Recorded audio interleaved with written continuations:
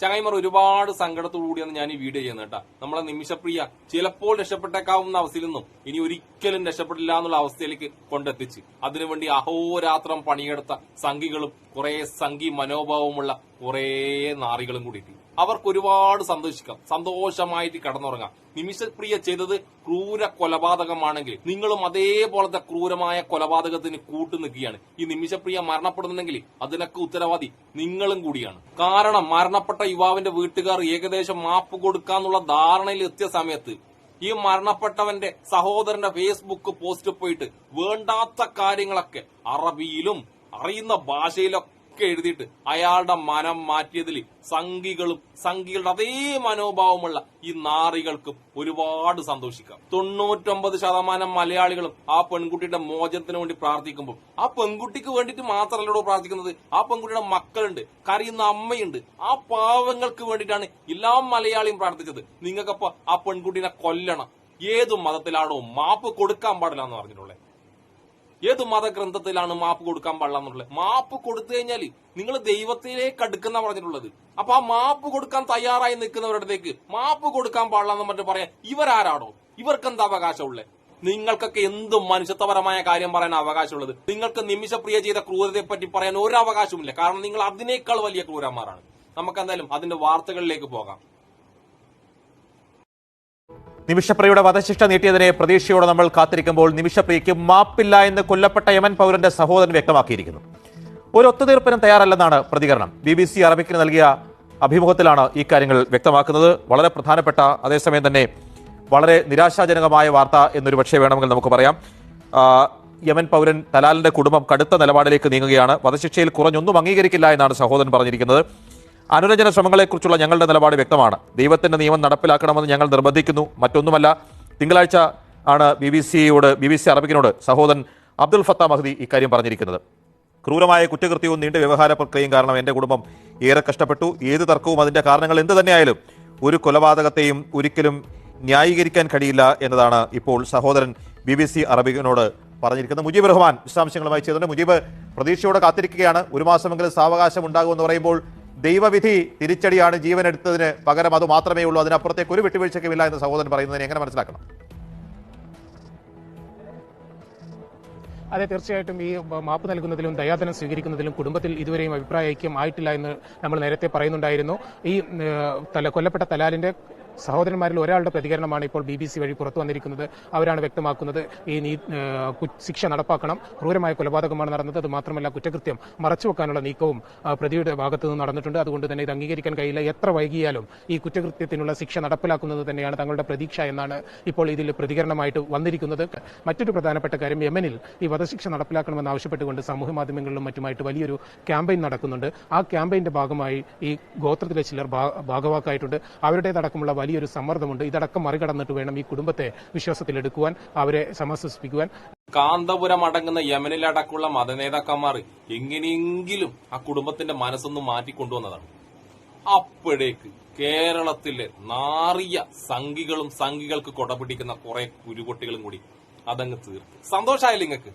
കുറെ എണ്ണം പോയിട്ട് ആ ചങ്ങായിന്റെ ഫേസ്ബുക്കിൽ പോയിട്ട് ഇത് ചെയ്യുന്നത് ശരിയല്ല. പിന്നെ കേരളത്തിൽ, ഇന്ത്യയിൽ ഒരുപാട് ആൾക്കാർ ജയിലിൽ കിടക്കുന്നുണ്ട്. അവരെല്ലാം മോചിപ്പിച്ച ശേഷം ഇവളെ മോചിപ്പിച്ചൂടെ എന്ന് പറഞ്ഞിട്ട് ഇവരാരാടോ? 1% പോലും മനുഷ്യത്വം ഇല്ലാത്ത, 1% എന്ന് പറയാൻ പാടില്ല, മനുഷ്യത്വമേ ഇല്ലാത്ത നാറികൾ ആ ചങ്ങായിന്റെ ഫേസ്ബുക്കിൽ പോയിട്ട് എന്തൊക്കെ തന്തയില്ലായ്മ പറഞ്ഞെന്നറിയാം. പിന്നെ എവിടെയാടോ അയാൾക്ക് മനസ്സ് മാറാണ്ട് വെക്കുക? ഇങ്ങനെയൊക്കെയോ അയാളെ ആ കുടുംബത്തെയും പറഞ്ഞെന്ന് മനസ്സിലാക്കി കൊണ്ടുവരികയായിരുന്നു.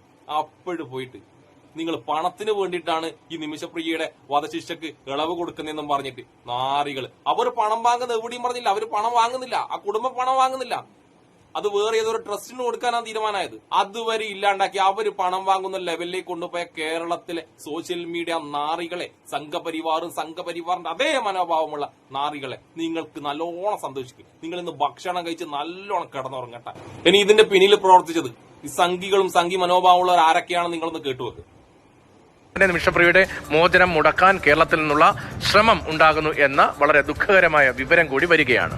അതായത് ഈ നവാസ് ജാനെ എന്നയാളുടെ കമന്റ് നിമിഷപ്രിയയുടെ മോചനത്തിനെതിരെ നിൽക്കുന്ന സംഘം യമനിൽ പ്രചരിപ്പിക്കുന്നുണ്ട്.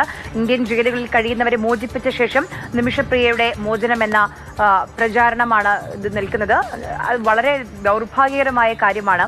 ഒരു രാജ്യം മുഴുവൻ അല്ലെങ്കിൽ ഒന്നടങ്കം പ്രയത്നിക്കുകയാണ്. കേന്ദ്ര സർക്കാരും സംസ്ഥാന സർക്കാരും മതപണ്ഡിതരും ഒക്കെ പരിശ്രമിച്ചുകൊണ്ടിരിക്കുകയാണ്. സാധ്യമായ രീതിയിൽ സംഘടനകളും സന്നദ്ധ സംഘടനകളും ഒക്കെ അവർക്ക് എങ്ങനെയാണോ ബന്ധപ്പെടാൻ കഴിയുന്നത്, ഇപ്പോൾ യമനിലെ മലയാളി സംഘടനകളാണെങ്കിൽ ആ രീതിയിൽ അങ്ങനെ എല്ലാ തരത്തിലും പരിശ്രമിച്ചുകൊണ്ടിരിക്കുമ്പോൾ നമുക്ക് തന്നെ സമൂഹ മാധ്യമങ്ങളൊക്കെ ഒന്ന് തുറന്നാൽ തന്നെ നിമിഷപ്രിയ എന്ന് അടിച്ചു കൊടുത്താൽ പലതരത്തിൽ നമുക്കിടയിൽ ജീവിക്കുന്ന ആളുകൾ തന്നെ വളരെ ദൗർഭാഗ്യകരമായ രീതിയിൽ നിമിഷപ്രിയയുടെ മോചനത്തിനെതിരെ എന്തുകൊണ്ട് തലാലിന് നീതി കിട്ടണം എന്ന തരത്തിലൊക്കെയുള്ള പ്രചരണമാണ്. തലാലിന് നീതി എന്ന് പറയുന്നത് തലാലിന്റെ നീതി വേണം, നമ്മൾ മാപ്പാണ് അപേക്ഷിക്കുന്നത്.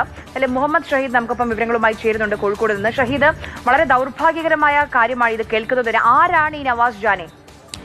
ആര്യ, വളരെ ദൗർഭാഗ്യകരവും സങ്കടകരവുമാണ്. അല്ലെങ്കിൽ അത് നമുക്ക് ഒപ്പം നിൽക്കാൻ കഴിയാത്ത, എതിർക്കപ്പെടേണ്ട ഒരു സാഹചര്യമാണ് ഉള്ളത്. അതായത് ഈ നിലവിൽ തന്നെ ഈ നിമിഷപ്രിയയുടെ വധവുമായി ബന്ധപ്പെട്ട് ഈ കൊല്ലപ്പെട്ട ആൾക്ക് നീതി വേണമെന്ന് പറഞ്ഞുകൊണ്ട് വളരെ വൈകാരികമായി അവിടെ പ്രക്ഷോഭം നടക്കുന്നു, അല്ലെങ്കിൽ ആ തരത്തിലുള്ള സോഷ്യൽ മീഡിയ ക്യാമ്പയിൻ നടത്തുന്നു. സഹോദരങ്ങളും ബന്ധുക്കളും ഒക്കെ യുവാക്കളൊക്കെ അവിടെ സംഘടിച്ച് രംഗത്തുന്ന സാഹചര്യമുണ്ട്. അങ്ങനെ ഒരു സാഹചര്യം നിലനിൽക്കുന്നുണ്ട്. അതിനിടെയാണ് സഹോദരന്റെ FB പോസ്റ്റിന് താഴെയൊക്കെ കേരളത്തിൽ നിന്നുള്ള നവാസ് ജാനെ എന്ന പേരാണ് നമുക്ക് എടുത്തു പറയാൻ കഴിയുന്നത്. പക്ഷേ മറ്റു പല പേരുകളുമുണ്ട്.